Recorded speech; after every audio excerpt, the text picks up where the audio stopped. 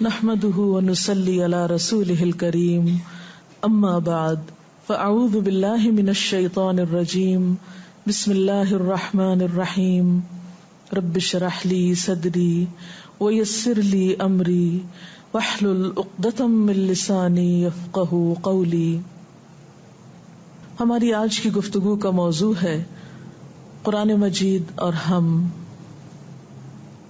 یہ دنیا جس میں میں اور آپ رہتے ہیں یہ اللہ نے بنائی ہے۔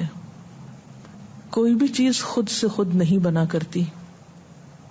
جن چیزوں کو ہم آٹومیٹک کہتے ہیں، خودکار، وہ بھی کسی کے بنانے اور کسی کی پروگرامنگ سے آٹومیٹک ہوتی ہیں، خود سے نہیں بنتی۔ ایک چھوٹی سی سوئی بھی خود نہیں بنتی، بنانے والے کے بنانے سے بنتی۔ تو یہ اتنی بڑی کائنات، وسیع و عریض کائنات، جس کی کوئی انتہا ہماری نظر میں نہیں، یہ بھی خود سے نہیں بنی۔ اس کو اللہ رب العالمین نے بنایا ہے، اور یہ ساری کائنات اسی کی مرضی کے مطابق کام کر رہی ہے۔ اس کائنات میں ہمیں، مجھے اور آپ کو، ہمیں بھی اللہ نے بنایا ہے۔ اگر ساری کائنات اللہ کی مرضی کے مطابق کام کر رہی ہے تو مجھے اور آپ کو بھی اللہ کی مرضی کے مطابق یہ زندگی گزارنی چاہیے۔ کہیں ایسا نہ ہو کہ زمین و آسمان تو اپنا آپ اپنے رب کے حوالے کیے ہوئے ہوں، اس کے فرما بردار ہوں، اس کے اطاعت گزار ہوں، اور ہم عقل و شعور رکھنے والے انسان اس کی نافرمانی میں دن رات گزار رہے ہوں۔ نہیں، انسان کو یہ زیب نہیں دیتا۔ لیکن سوال یہ پیدا ہوتا ہے کہ پھر انسان اگر اپنے رب، اپنے خالق، اپنے مالک کی مرضی کے مطابق زندگی بسر کرنا چاہتا ہے تو اس کو کیا کرنا چاہیے؟ اس کو رب کی مرضی کہاں سے معلوم ہوگی؟ رب کی مرضی دو طریقوں سے معلوم ہوتی ہے، ایک پیغمبروں کے ذریعے اور ایک کتابوں کے ذریعے۔ پیغمبروں میں آخری پیغمبر محمد الرسول اللہ صلی اللہ علیہ وسلم، جن پر آخری کتاب قرآن مجید نازل ہوا، یہ دو ہدایت کے ذرائع ہمارے سامنے موجود ہیں۔ الحمدللہ ہم ان خوش قسمت انسانوں میں سے ہیں جن کے پاس ہدایت کے یہ دو سورسز بہت اوتھینٹک طریقے سے، قابل اعتماد ذریعے سے، پورے کے پورے درست طریقے پر پہنچے ہیں۔ ہمارے پاس وہ کتاب ہے جس کے کھلتے ہی یہ دعویٰ کیا جاتا ہے کہ ذالک الکتاب لا ریب فیہ، یہ وہ کتاب ہے جس میں کوئی شک نہیں۔ اور دوسری طرف محمد الرسول اللہ صلی اللہ علیہ وسلم، ان کے بارے میں یہی کتاب گواہی دیتی ہے، ما آتاکم الرسول فخذوہ وما نہاکم عنہ فانتہوا، جو تم کو رسول دیتے ہیں وہ لے لو، جس سے روکتے ہیں اس سے رک جاؤ۔ لقد کان لکم فی رسول اللہ اسوۃ حسنہ، تمہارے لیے اللہ کے رسول صلی اللہ علیہ وسلم کی زندگی میں خوبصورت نمونہ ہے، بہترین نمونہ ہے۔ اگر ہم واقعی صراط مستقیم چاہتے ہیں، اللہ کی رضا چاہتے ہیں، اس کی اطاعت کرنا چاہتے ہیں، تو ممکن نہیں کہ پھر ان کے بغیر کر سکے۔ اور خصوصاً قرآن، گر تو خواہی مسلمان زیستن نیست ممکن جز بقرآن زیستن، اگر چاہتے ہو کہ مسلمان بن کے جیو تو ممکن ہی نہیں کہ قرآن کے بغیر مسلمان بننے کا کوئی تصور ہو۔ اس لیے میرے اور آپ کے لیے اس کے سوا کوئی چارہ نہیں کہ ہم اس عظیم کتاب سے، اس عالی شان کتاب سے اپنا مضبوط تعلق قائم کریں۔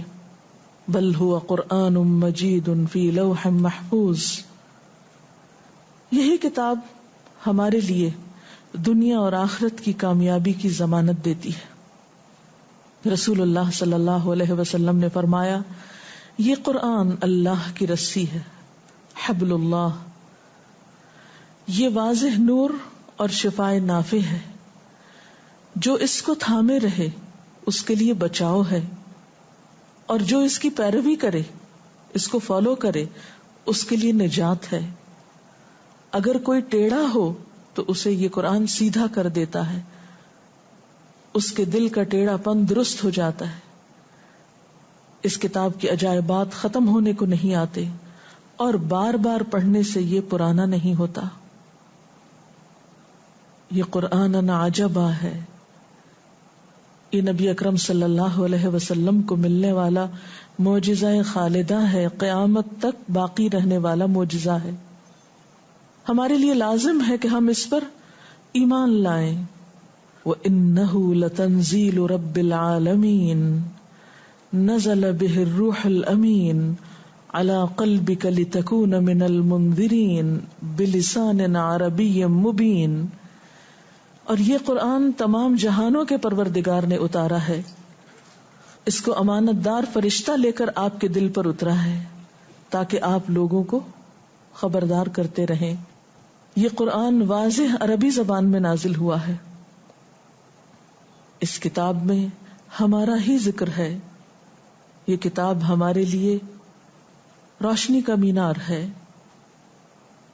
اس کتاب میں ہمارے لیے شفا ہے۔ یا ایھا الناس قد جاءتکم موعظۃ من ربکم وشفاء لما فی الصدور۔ اے لوگو، تمہارے پاس تمہارے رب کی طرف سے نصیحت آ چکی ہے اور شفا ان بیماریوں کے لیے جو سینے میں ہے، سارے دکھوں کا علاج، غم کا علاج، ڈپریشن کا علاج، سب بیماریوں کا مداوا، وہدن اور ہدایت، ورحمت للمؤمنین اور ایمان لانے والوں کے لیے باعث رحمت۔ قل بفضل اللہ وبرحمتہ فبذلک فلیفرحوا ھو خیر مما یجمعون۔ کہہ دیجئے کہ اللہ کے فضل اور اس کی رحمت پر چاہیے کہ خوش ہو جائیں، یہ کتاب ہر اس چیز سے بہتر ہے جسے لوگ سمیٹ رہے ہیں، جسے لوگ جمع کر رہے ہیں۔ اس لیے اس کتاب کے ساتھ تعلق دنیا اور آخرت میں انسان کے لیے سکھ ہی سکھ اور امن ہی امن کا باعث ہے۔ تو پہلی چیز یہ کہ اس پر ایمان لایا جائے، دوسری بات یہ کہ پھر اس کے ساتھ ایک مضبوط تعلق قائم کیا جائے، اور وہ کیسے؟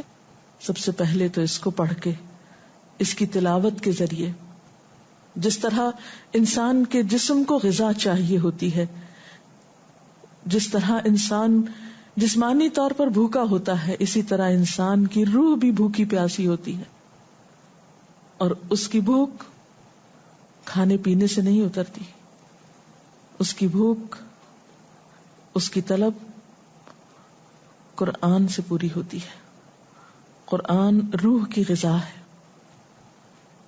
اور جب انسان اس کی تلاوت کرتا ہے تو روح سیراب ہوتی ہے۔ آپ صلی اللہ علیہ وسلم نے حضرت ابو ذر سے کہا تھا کہ اے ابو ذر، قرآن پڑھو اور اللہ کو یاد کرتے رہو، کیونکہ اس سے تم آسمان میں یاد کیے جاؤ گے اور زمین میں وہ تمہارے لیے روشنی ہوگی۔ گویا اس کا پڑھنا روشنی کا باعث ہے، رہنمائی کا باعث ہے، پڑھنے کے لیے ضروری ہے، اور اس سے صحیح فائدہ اٹھانے کے لیے کہ اس کے پڑھنے کا حق ادا کیا جائے۔ الذین آتیناہم الکتاب یتلونہ حق تلاوتہ اولئک یؤمنون بہ۔ وہ لوگ جن کو ہم نے کتاب دی وہ اس کو اس طرح پڑھتے ہیں جیسے پڑھنے کا حق ہے، یہی لوگ اس پر ایمان لاتے ہیں۔ اولئک یؤمنون بہ، ایمان کا تقاضا یہ ہے کہ اس کتاب کے پڑھنے یا اس کی تلاوت کا حق ادا کیا جائے، اور حق ادا کرنے میں یہ بات آتی ہے کہ ہم جیسے اتری ہے ویسے ہی پڑھیں، درست ادائیگی کے ساتھ، اور صرف درست ادائیگی ہی نہیں بلکہ اس کتاب کی قرأت میں حسن پیدا کرتے ہوئے۔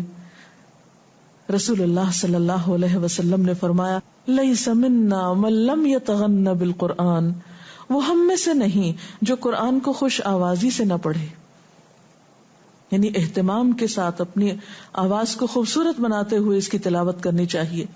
آپ صلی اللہ علیہ وسلم نے یہ بھی فرمایا زینوا القرآن باصواتکم، قرآن کو اپنی آوازوں سے مزین کرو، یعنی اسے خوبصورت انداز میں پڑھو. ایک اور جگہ پر ہے، آپ نے فرمایا قرآن کو اپنی اچھی آوازوں کے ذریعے حسین بناؤ، کیونکہ اچھی آواز قرآن کے حسن میں اضافہ کرتی ہے. یعنی قرآن تو ویسے ہی حسین ہے، لیکن خوبصورت آواز سے اس کو پڑھنا اسے اور حسن بخشتا ہے، اور زیادہ مؤثر ہو جاتی ہے تلاوت اور قرات، اور پھر دل کی حالت بھی اسی اعتبار سے بدلتی ہے. حضرت طاؤس سے مرسلن روایت ہے، کہتے ہیں کہ آپ سے پوچھا گیا کہ کوئی شخص قرآن کو اچھی آواز سے اور اچھے طریقے سے پڑھنے والا ہے؟ آپ نے فرمایا وہ شخص کہ جب تم اسے پڑھتے ہوئے سنو تو تمہیں ایسا معلوم ہو کہ وہ اللہ سے ڈر رہا ہے. اچھی طرح پڑھنے میں کیا چیز آتی ہے؟ اچھا پڑھنے والا کون ہے؟ کیا صرف خوبصورت آواز سے پڑھنے والا؟ نہیں، اس کی پہچان یہ بتائی گئی کہ جب وہ پڑھ رہا ہو تو تمہیں محسوس ہو کہ وہ اللہ سے ڈر رہا ہے. کیونکہ محض گائیکی کے انداز میں پڑھنا ہی کافی نہیں، بلکہ اس کو دل لگا کر پڑھنا اور اپنی روح کو اس میں شامل کر کے پڑھنا، وہ اسے خوبصورتی دیتا ہے. اور جس طرح کوئی شخص دنیا میں اہتمام کے ساتھ اس کو پڑھتا ہے، قیامت کے دن ویسا ہی معاملہ اس کے ساتھ کیا جائے گا. حدیث پاک میں آتا ہے، نبی صلی اللہ علیہ وسلم نے فرمایا جو شخص دنیا میں قرآن سے شغف رکھتا تھا، قیامت کے دن اس سے کہا جائے گا قرآن پڑھتا جا اور بلندی کی طرف چڑھتا جا، اسی رفتار سے ٹھہر ٹھہر کے پڑھ جس طرح تو دنیا میں ٹھہر ٹھہر کے پڑھتا تھا. تیری منزل وہ آخری آیت ہوگی جہاں تک تو پڑھتا جائے گا، یعنی اتنے ہی درجے تیرے بلند ہوتے چلے جائیں گے.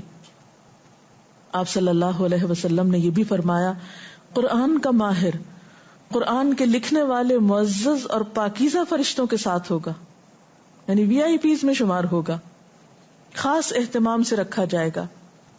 اور جو شخص قرآن مجید کو اٹک اٹک کے پڑھتا ہے اور مشکل سے پڑھتا ہے اس کے لیے دگنا اجر ہے، یعنی محروم کوئی بھی نہیں. جس طرح دنیاوی معاملات میں ہم بہتر سے بہتر کی تلاش میں رہتے ہیں، اسی طرح قرآن پاک کے معاملے میں ہمیں بہتر سے بہتر کی تلاش میں رہنا چاہیے. قرآن پڑھنے کے انداز میں مسلسل خوبصورتی اور مسلسل عمدگی پیدا کرتے رہنا چاہیے. قرآن پاک کا گھروں میں پڑھنا گھروں کے بابرکت ہونے کی علامت ہے، یا گھر میں برکت کا ذریعہ ہے. آپ صلی اللہ علیہ وسلم نے فرمایا اپنے گھروں کو قبرستان نہ بناؤ، شیطان اس گھر سے بھاگ جاتا ہے جس میں سورہ بقرہ پڑھی جاتی ہے. قرآن پاک کی محض دیکھ کر ہی تلاوت نہیں کرنی چاہیے، بلکہ اس کا کچھ نہ کچھ حصہ زبانی بھی یاد کرنا چاہیے. حدیث میں آتا ہے رسول اللہ صلی اللہ علیہ وسلم نے فرمایا جس شخص کے سینے میں قرآن نہیں ہے اس کی مثال اجڑے ہوئے گھر کی سی ہے، ویران گھر کی سی ہے. یعنی کتاب میں تو لکھا ہوا ہے، الفاظ تو موجود ہیں کاغذ پر، لیکن کچھ آپ کے دل میں بھی لکھا ہونا چاہیے، جتنی بھی حیثیت اور استطاعت ہو. رسول اللہ صلی اللہ علیہ وسلم نے یہ بھی فرمایا کہ اگر کوئی شخص قرآن مجید کی تلاوت میں مشغول ہو کر ذکر نہ کر سکے، دعا نہ مانگ سکے، تو اللہ سبحانہ وتعالی اس کو ان لوگوں سے بھی بڑھ کر عطا کرتے ہیں جو اپنے لیے مانگ کر لیتے ہیں، یعنی اللہ تعالیٰ سے دعا مانگتے ہیں. اور اللہ تعالیٰ کے اس کلام کی فضیلت باقی تمام کلاموں پر ایسی ہے جیسی خود اللہ تعالیٰ کی فضیلت باقی ساری مخلوق کے مقابلے میں، یعنی اس کتاب جیسی کوئی چیز ہی نہیں، کوئی کلام ہی نہیں. یاد رکھیے کہ قرآن پاک صرف تلاوت، صرف برکت اور صرف ثواب کمانے کے لیے نہیں آیا، یہ تو انسان کی ذات سے لے کر پوری دنیا کے لیے باعث رحمت ہے. یہ ہماری ہدایت کے لیے آیا ہے، اس لیے ضروری ہے کہ ہم اس کو سمجھ کر پڑھیں، اس میں غور و فکر کریں. قرآن پاک میں آتا ہے کتاب انزلناہ الیک مبارک لیدبروا آیاتہ، یہ ایک کتاب ہے جسے ہم نے اتارا ہے آپ کی طرف تاکہ لوگ اس کی آیات میں تدبر کریں، غور و فکر کریں. وَلِيَتَذَكَّرَ أُولُو الْأَلْبَابِ، اور تاکہ عقل والے اس سے نصیحت حاصل کریں. اور اللہ تعالیٰ خود پوچھتے ہیں افلا یتدبرون القرآن ام علی قلوب اقفالها، کیا یہ لوگ قرآن پر غور و فکر نہیں کریں گے؟ کیا ان کے دلوں پہ تالے پڑ چکے؟ ان کے دلوں میں قرآن کے جانے کا کوئی راستہ نہیں، یہ دنیا بھر کی باتیں سوچتے ہیں، قرآن کے بارے میں غور و فکر نہیں کریں گے، قرآن کو اپنے دلوں میں جگہ نہیں دیں گے، اس کو اپنی زندگی کا حصہ نہیں بنائیں گے۔ اور یاد رکھیے کہ یہ کچھ مشکل کام بھی نہیں، اللہ تعالیٰ بارہا فرماتے ہیں وَلَقَدْ يَسَّرْنَا الْقُرْآنَ لِلذِّكْرِ، ہم نے نصیحت کے لیے قرآن کو بہت آسان کر دیا ہے، فَهَلْ مِن مُدَّكِرٍ، ہے کوئی جو اس سے نصیحت حاصل کرے، ہے کوئی سبق لینے والا؟ اور بات یہ ہے کہ اگرچہ یہ عربی زبان میں اور وہ زبان ہماری نہیں، لیکن اردو اور عربی میں کچھ بڑا فاصلہ بھی نہیں، تقریباً 70% الفاظ اردو کے ایسے ہیں جو عربی میں بھی موجود ہیں، آپ ان سے مانوس ہیں، اس لیے غور و فکر کچھ مشکل کام نہیں۔ اگر اس کے لیے انسان روزانہ اپنی زندگی میں سے کچھ وقت نکالے تو بہت جلد اس کے معنی جان سکتا ہے۔ اور پھر یاد رکھیے کہ یہ کتاب صرف پڑھنے کے لیے نہیں، صرف طب آزمائی کے لیے نہیں، بحث مباحثے کے لیے نہیں، یہ تو ہدایت کی کتاب ہے، یہ تو اس لیے کہ اس کو پڑھ کر اس پر عمل کیا جائے۔ آپ صلی اللہ علیہ وسلم نے فرمایا وہ شخص قرآن پر ایمان نہیں لایا جس نے اس کی حرام کی ہوئی چیزوں کو حلال کر لیا، یعنی جس کا اس کتاب پر عمل نہیں، گویا اس کا ایمان بھی ادھورا ہے۔ اور قیامت کے دن قرآن یا تو انسان کے حق میں حجت بنے گا یا اس کے خلاف گواہی دے گا، القرآن حجت لک وعلیک، یا تو انسان کی طرف سے جھگڑے گا یا شفاعت کرے گا یا پھر اس کے خلاف گواہی دے گا۔ تو کس کے حق میں گواہی دے گا؟ جو اس پر عمل کرنے والا ہوگا، اس کا حق دینے والا ہوگا۔ حضرت عثمان اور حضرت عبداللہ بن مسعود کا طریقہ یہ تھا کہ اگر آپ صلی اللہ علیہ وسلم سے وہ 10 آیتیں بھی پڑھ لیتے تھے تو جب تک ان آیات کے تمام علم و عمل کے پہلوؤں کو اپنے اندر جذب نہیں کر لیتے تھے، آگے قدم نہیں بڑھاتے تھے۔ وہ کہتے ہیں کہ ہم نے قرآن کے علم اور عمل کو ساتھ ساتھ لیا ہے۔ ان کی زندگی میں تصور ہی نہیں تھا کہ قرآن صرف علم حاصل کرنے کے لیے پڑھا جاتا ہے، یا وہ صرف نالج بڑھانے کے لیے، نالج میں اضافہ کرنے کے لیے، یا مزید کچھ جاننے کے لیے۔ نہیں، یہ تو کتاب ہے ہی عمل کے لیے۔ آپ صلی اللہ علیہ وسلم نے فرمایا تم میں سے کوئی شخص اس وقت تک مومن نہیں ہو سکتا جب تک اس کی خواہشات اس چیز کے تابع نہ ہو جائیں جو میں لے کر آیا ہوں۔ اور پھر امت مسلمہ کے فرد ہونے کی حیثیت سے ہماری ذمہ داری ہے کہ جہاں ہم اس سے خود فائدہ اٹھائیں، وہاں یہ کتاب یا ایھا الناس کہہ کے پوری انسانیت کو مخاطب کرتی ہے۔ اس خوبصورت کتاب سے دوسروں کو بھی متعارف کرائیں۔ ھذا بلاغ للناس ولینذروا بہ، یہ تو سب انسانوں کے لیے پیغام ہے، یہ صرف مسلمانوں کی کتاب نہیں، یہ تو پوری انسانیت کے لیے، اور تاکہ وہ سب اس کے ذریعے خبردار کیے جائیں۔ اور اسی لیے آپ صلی اللہ علیہ وسلم کو خصوصی تاکید کی گئی، وَأُوحِيَ إِلَيَّ هَذَا الْقُرْآنُ لِأُنذِرَكُم بِهِ وَمَن بَلَغَ، میری طرف وحی کی گئی ہے کہ میں اس قرآن کے ذریعے تم کو بھی خبردار کروں اور جس کو یہ پہنچے۔ گویا یہ کتاب ساری انسانیت کی ہدایت کے لیے ہے، اور اس کے لیے کیا ضروری ہے پھر کہ ہم اس کو سیکھنے یا سکھانے والے بن جائیں۔ آپ صلی اللہ علیہ وسلم نے بشارت دی ہے، خیرکم من تعلم القرآن وعلمہ، تم میں بہترین ہیں وہ لوگ جو قرآن سیکھیں اور سکھائیں۔ قرآن ہمیں پکارتا ہے، اب بات ہمارے ذمہ ہے کہ ہم اس کی پکار پہ لبیک کہتے ہیں یا اس سے منہ موڑ لیتے ہیں۔ اور یاد رکھیے جو اس سے منہ موڑے گا اس کے بارے میں بھی قرآن پاک میں آتا ہے، وَقَدْ آتَيْنَاكَ مِن لَّدُنَّا ذِكْرًا مَنْ أَعْرَضَ عَنْهُ فَإِنَّهُ يَحْمِلُ يَوْمَ الْقِيَامَةِ وِزْرًا خَالِدِينَ فِيهِ وَسَاءَ لَهُمْ يَوْمَ الْقِيَامَةِ حِمْلًا۔ ہم نے خاص اپنے ہاں سے تم کو ایک ذکر عطا کیا، جو کوئی اس سے منہ موڑے گا وہ قیامت کے روز سخت گناہ کا بوجھ اٹھائے گا، اور ایسے سب لوگ ہمیشہ اس کے وبال میں گرفتار رہیں گے، اور قیامت کے دن ان کے لیے بڑا تکلیف دہ بوجھ ہوگا۔ ایک اور جگہ پر فرمایا، من اعرض عن ذکری فإن له معیشۃ ضنکا ونحشره یوم القیامۃ اعما قال رب لم حشرتنی اعما وقد كنت بصیرا قال كذلك أتتك آياتنا فنسيتها وكذلك اليوم تنسى، جو میرے ذکر سے منہ موڑے گا، اور ذکر سے مراد یہاں اللہ کی کتاب ہے، میں اس کے لیے دنیا کی زندگی تنگ کر دوں گا، اور قیامت کے دن ہم اس کو اندھا اٹھائیں گے۔ وہ پوچھے گا، اے میرے رب مجھے اندھا کیوں اٹھایا گیا، میں تو دیکھنے والا تھا۔ اللہ تعالیٰ فرمائے گا، ہاں اسی طرح ہماری آیات تیرے پاس آئی تھیں مگر تو نے انہیں بھلا دیا، لہذا اسی طرح آج تم بھلائے جا رہے ہو۔ جو شخص اس کتاب کو جتنی اہمیت دے گا، اس سے جتنی محبت کرے گا، اس کی جتنی قدردانی کرے گا، اس کے ساتھ جتنا وقت گزارے گا، اس سے کہیں زیادہ بڑھ کر اللہ تعالیٰ کی رحمت، نوازش اور عنایات کا مستحق ہوگا۔ اللہ تعالیٰ سے دعا ہے کہ وہ ہمیں اس کی قدر کرنا سکھائے۔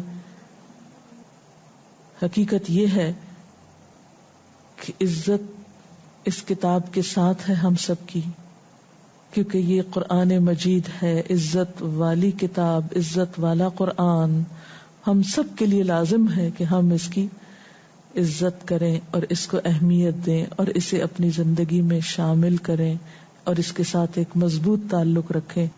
اللہ تعالی ہم سب کو اس کی توفیق عطا فرمائے۔ اس سلسلے میں اگر کوئی سوال ہے آپ کے ذہن میں تو آپ کر سکتے ہیں۔ کیا قرآن سننے کا بھی اتنا ہی ثواب ہے جتنا قرآن پڑھنے کا ہے؟ جی ہاں، قرآن پاک سننا بھی بہت اعلیٰ درجے کی نیکی ہے، کیونکہ قرآن پاک کو سننے کے بارے میں بہت تاکید ملتی ہے، اور قیامت کے دن دوزخ میں جانے والے لوگ حسرت سے کہیں گے، لو کننا نسمع او نعقل ما کننا فی اصحاب السعیر، کاش ہم سنتے یا سمجھتے تو آج ہم دوزخ میں جانے والوں میں نہ ہوتے۔ تو سننا بھی بہت ضروری ہے اور بہت باعث اجر ہے۔ وآخر دعوانا ان الحمد للہ رب العالمین، سبحانک اللہم وبحمدک، نشہد ان لا الہ الا انت، نستغفرک ونتوب الیک، والسلام علیکم ورحمۃ اللہ وبرکاتہ۔